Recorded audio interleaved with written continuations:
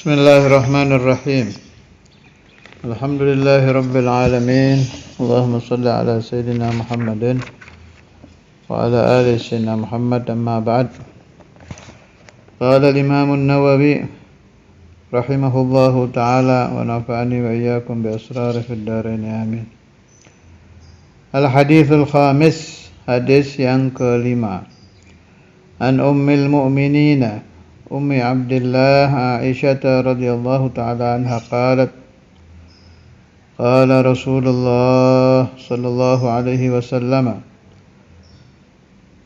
man ahdatha fi amrina hadha ma laysa minhu fahuwa raddun. Rawahul Bukhari wa Muslim.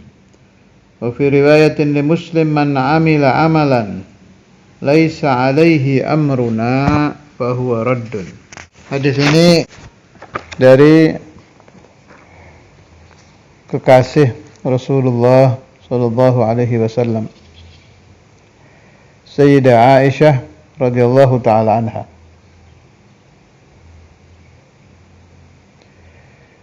As-Siddiqatu bintus Siddiq. Jadi ayah beliau Sayyidina Abu Bakar gelarnya As-Siddiq, putri Sayyidina Abu Bakar Sayyidatuna Aisyah gelarnya As-Siddiqah. Yang paling saya sukai dari manaqib Sayyidah Aisyah karena berhubungan dengan ajaran saya itu tentang puasa dahr. Ini sekalian saya sebutkan marojiknya bagi yang masih ingkar tentang puasa dahr ini dari Al-Jawahirul Lu'lu'iyah Al-Imam Al-Jurdani Ad-Dimyati Syarah Arba'in Nawawi halaman 153. Wa kanat radhiyallahu ta'ala anha sha'imatad dahr.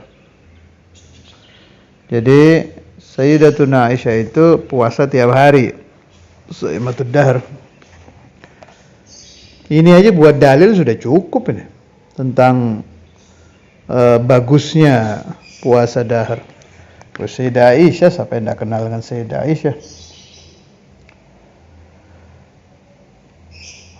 Urusan maqam memang ada khilaf antara Sayyidah Khadijah dengan Sayyidah Aisyah. Kalau menurut kitab ini Sayyidah Khadijah afdal, baru Sayyidah Aisyah. Tapi kalau saya tidak salah ingat, saya baca di Ibris Sayyidi Abdul Aziz, beliau condong pendapat bahwa Sayyidah Aisyah afdal. Tapi itu buat kita tidak terlalu penting ya. Jami'u azwaji Rasulullah sallallahu alaihi wasallam kita hormati sebagai Ummul Mukminin, ibunda kita dan ibunda seluruh umat Islam. Ada satu peristiwa di Darul Hadis waktu itu kejadiannya. Pas sebelum acara haul kalau saya nggak salah ingat tuh. Waktu itu Syekhuna Kiai Ahmad itu hadir. Kebetulan ada satu orang yang condong ke faham Syiah, ada di Darul Hadis, tamu juga. Saya paham ini orang rada condong ke faham Syiah. Terus nanya ke Kiai Ahmad tuh, bagus jawabannya itu tentang Sayyidatuna Aisyah. Kan di Syiah itu bukan dibenci lagi Siti Aisyah, habis itu kalau di orang-orang Syiah. Akhirnya Ustaz Ahmad ngasih dalil bagus itu. Sudah gini aja, ya fulan, kamu saat akan menikah istikharah apa tidak? Pasti istikharah kan? Jangan sampai calon istrinya nanti begini tidak baik akibatnya apa. Nah ini Rasulullah.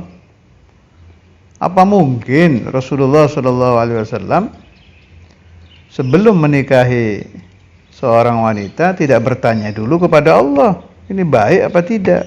Pasti istikharah. Nah kalau istikharahnya baik, ini Rasulullah yang istikharah ini. Udah tidak mungkin salah istikharah, Nabi Muhammad salah istikharah, udah mustahil. Itu logika bagus sekali dan itu benar. Dan memang saya pernah baca di Syarah Sanusiyah pada Syarah Kifayatul Awam ada keterangan yang Sayyidina Jibril alaihissalam pada Nabi Muhammad SAW diperintahkan Allah Ta'ala membawa gambar Sayyidatuna Aisyah dari surga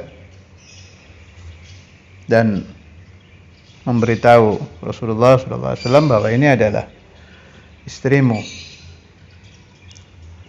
di dunia wal akhirah atau kama qala. Artinya yang memilihkan Sayyidah Aisyah untuk Nabi Muhammad itu Allah gitu. Saya ulang ya. Yang memilihkan Sayyidah Aisyah untuk Nabi Muhammad itu Allah langsung. Itu salah satu khususiyah min khususiyati Sayyidah Aisyah yang sangat banyak. Jadi memang pilihan Tuhan radhiyallahu ta'ala anha wa an sa'iri azwaji Sayyidina Rasulullah sallallahu alaihi wasallam. Banyak, sangat banyak. Di sebagian kita baca untuk memunculkan mahabbah dan ta'zim kepada Sayyidatuna Aisyah, dan tolong hindari membaca riwayat-riwayat khilaf antara Sayyidina Aisyah dengan sebagian sahabat. Sebisa mungkin.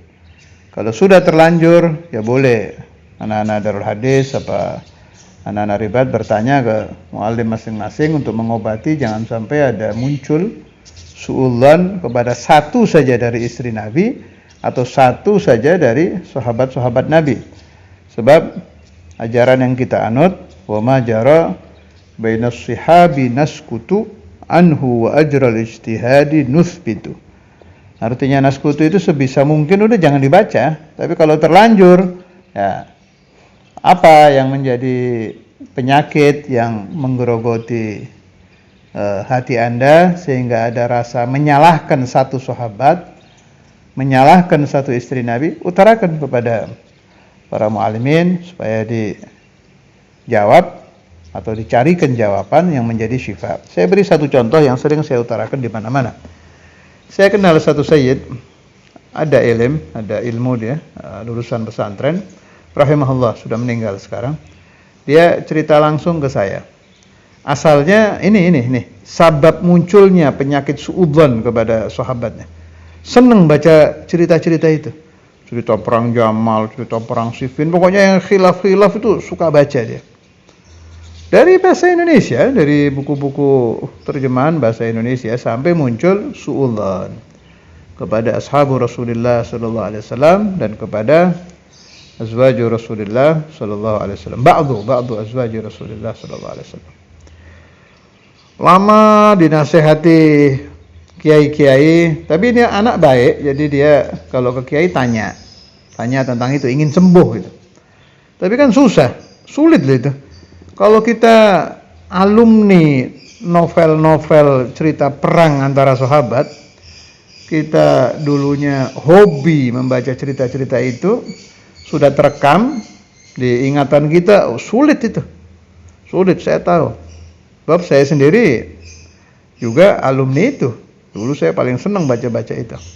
Tapi alhamdulillah, karena saya mempelajari ilmu tauhid serius, adillah serius, kemudian obat-obat bagi pemahaman-pemahaman sesat tentang istri-istri Nabi dan sahabat-sahabat Nabi saya pelajari dengan serius sehingga saya sembuh.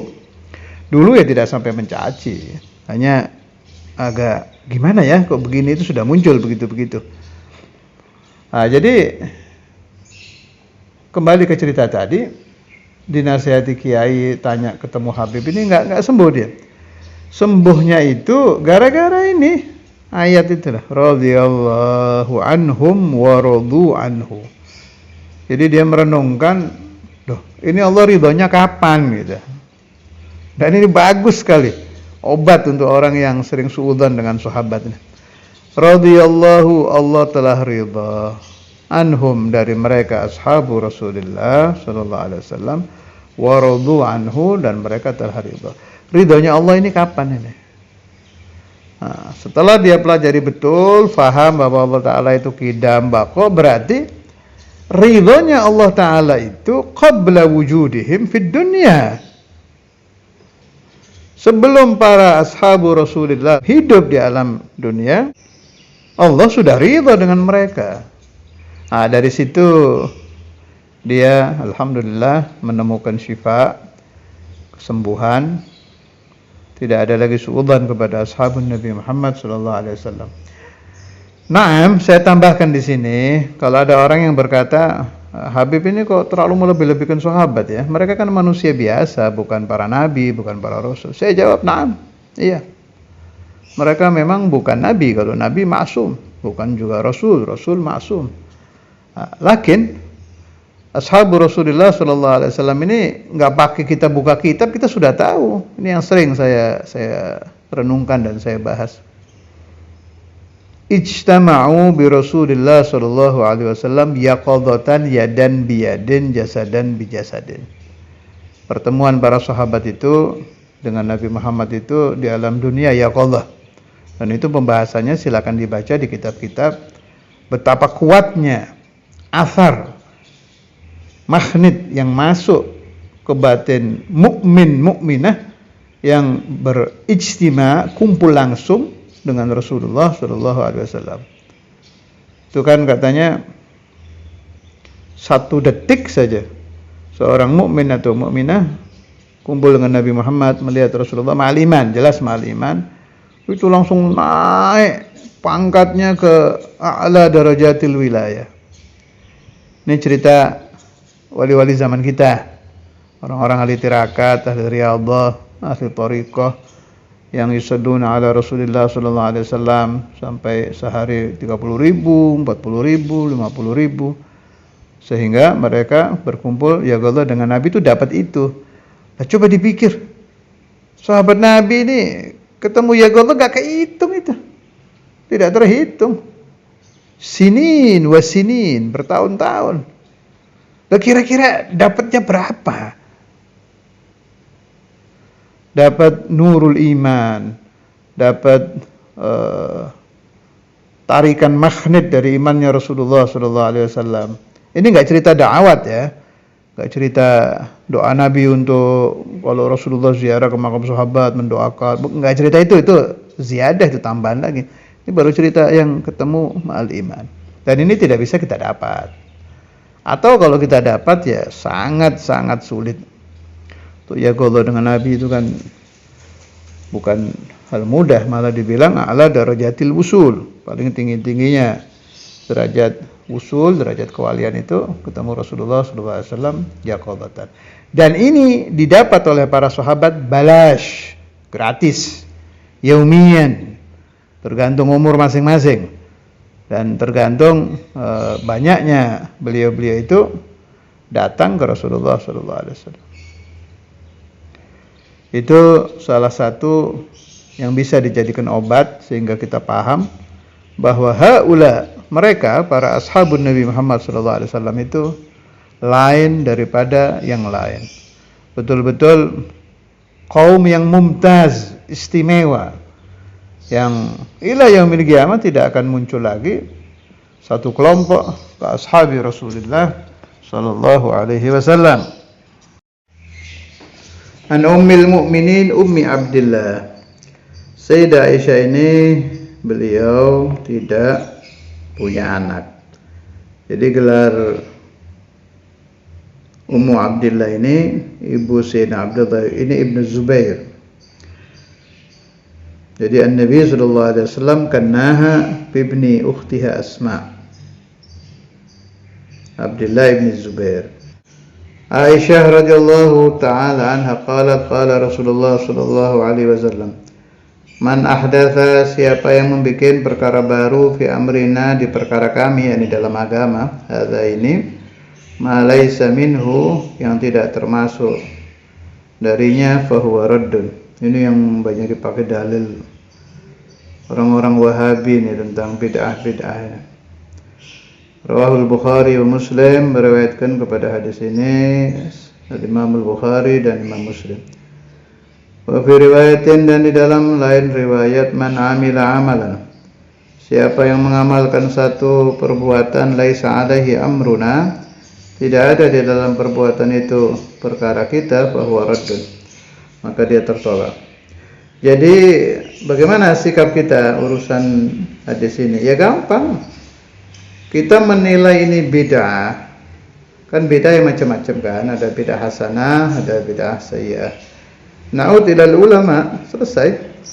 Yang menurut ulama boleh dipakai, di zaman Nabi tidak ada yang kita pakai. Yang menurut ulama di zaman Nabi tidak boleh dipakai, kita tinggal, selesai. Karena ulama lebih paham hadis daripada kita. Ini tambahan, tadi saya lupa belum bilang. Sayyidah Aisyah meriwayatkan 1210 hadis. Dalam riwayat ini pakai alaf.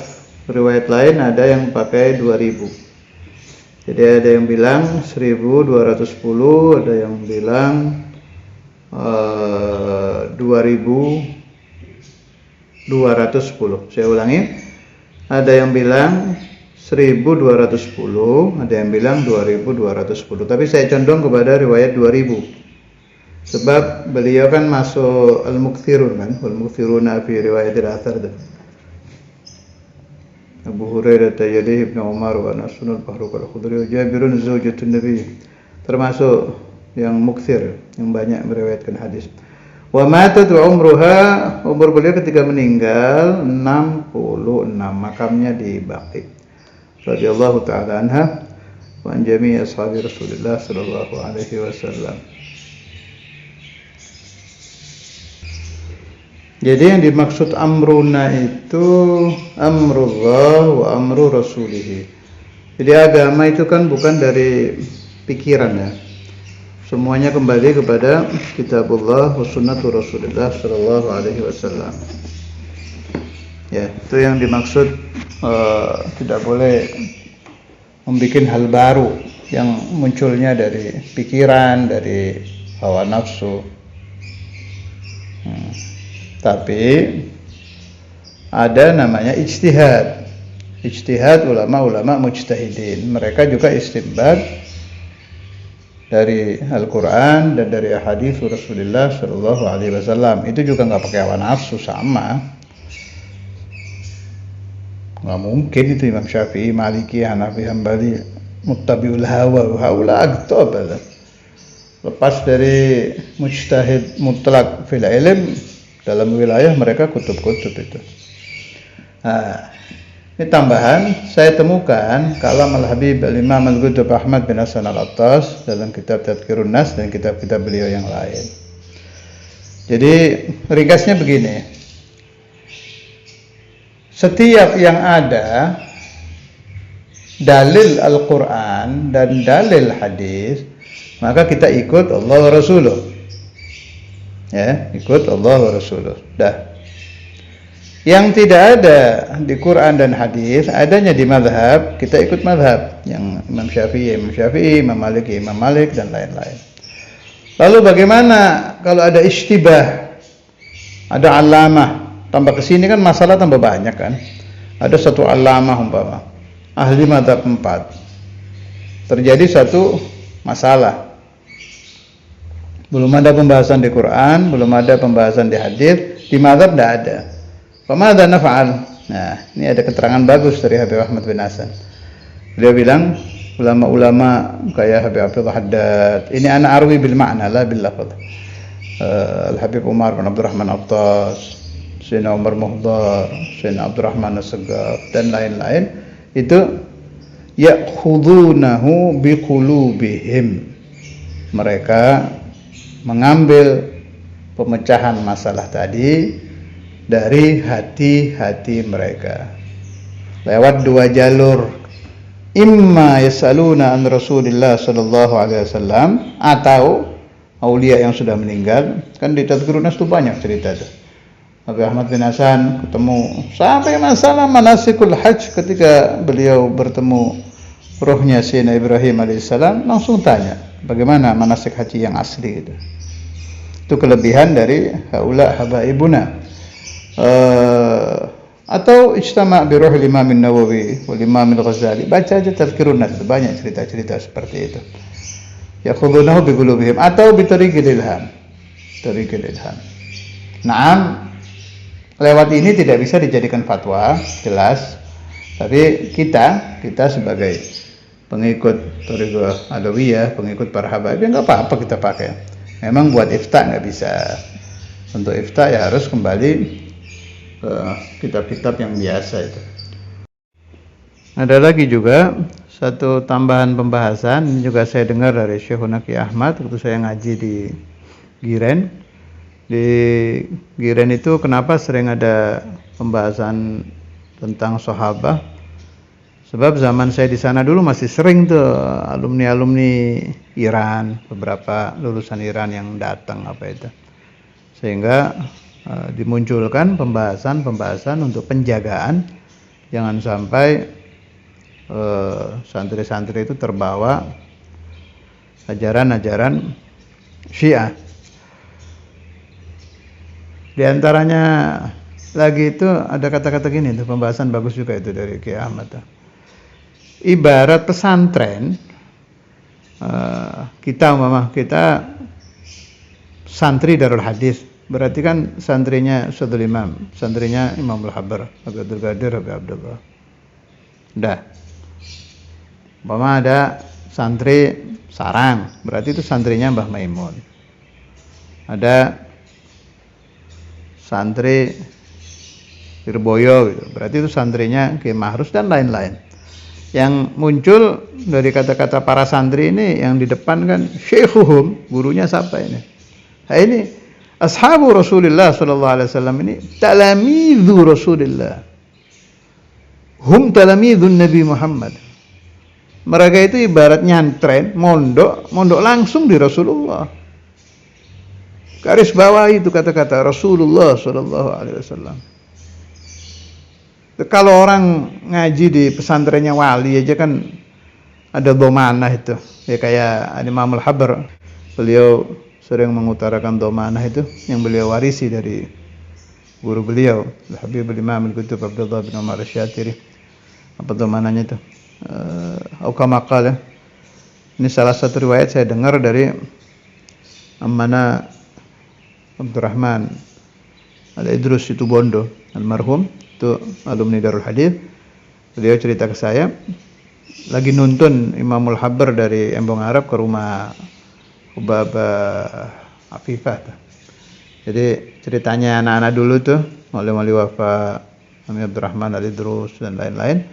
Imamul Habar itu begitu bangun dari duduk di pesantren Embong Arab itu kan pasti ada yang nuntun, udah sepuh gitu kan, ya, dituntun. Itu kata wali-wali wafa, begitu Al-Ustaz Abdul Qadir bin Ahmad bin Faqih meletakkan tangannya di tangan kita, khalas itu yang keluar ilm. Min awal khatwah, dari mulai langkah pertama itu ilm terus sampai di depan rumahnya Hubabah Afifah di Kandean kalau nggak salah dulu tuh. Itu ilm terus. Pulang ya begitu. Ya Allah, radhiyallahu anhu. Jadi nggak ada lahu sama sekali. Jadi Imamul Habar itu nggak pernah iseng ngobrol, ngomong iseng, itu nggak ada. Betul-betul i'rad anil laghwi itu luar biasa. Ilm kullu. Nah, di antara riwayat yang saya dapatkan waktu beliau dituntun dari Embong Arab ke situ itu, ya riwayat tadi itu. Haula alladzina yata'allamuna indi illam yakunu ulama yakunu aghniya. Orang-orang yang belajar kepada saya Habib Abdul Qadir bin Ahmad bin Faqih, kalau tidak menjadi orang alim ya menjadi orang kaya gitu. Itu domanahnya Imamul Habar. Kelas kita naik sekarang. kita renungkan dhamanatu Rasulullah sallallahu alaihi wasallam li ashabihi. Fa haula'is sahaba, mereka para sahabat ini talamidun Nabi Muhammad. Darasu fi ma'hadin Nabi Muhammad, fi madrasatin Nabi Muhammad, fi masjidin Nabi Muhammad.